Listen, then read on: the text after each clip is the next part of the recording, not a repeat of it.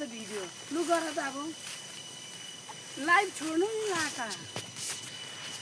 ए मकै हेर्नुहोस् है यहाँनिर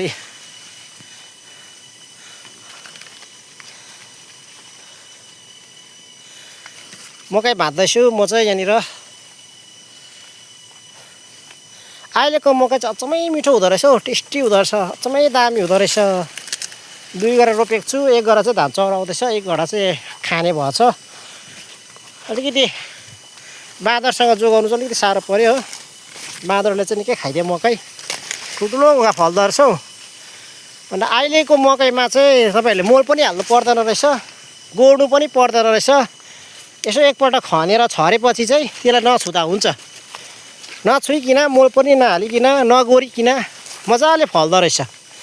अब फेब्रुअरी मार्चतिर छरेको मकै चाहिँ गोड्नुपर्छ मल हाल्नुपर्छ थुप्रो झमेला छ तर अहिलेको मकै चाहिँ एकदमै सजिलो प्रकारले फल्दो रहेछ अलिकति मिठो पनि हुँदो रहेछ टेस्टी राम्रो पनि हुँदो रहेछ अन्त अस्ति फेसबुकमा मकै हालिदिएको थिएँ बाँदरले चाल पाएर मकै त सबै खानु पो आउँदो रहेछ है यति छिटो चलाएको यति छिटो चाल पाउँदो रहेछ बाँदरले मकै खाएको मकैहरू हालेको फेसबुकमा पनि यदि तपाईँहरू पनि यसो खानु मन लाग्यो भने चाहिँ तपाईँ भनिदिनुहोस् है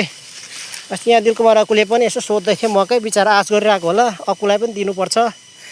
अनि सन्जुले पनि माग्दैछ सन्जुलाई पनि दिनै पर्छ माथिल्लो घर सुसेन दाजुलाई पनि दिनुपर्छ मकै अनि तपाईँहरूलाई पनि यसो चाहियो भने भन्नुहोस्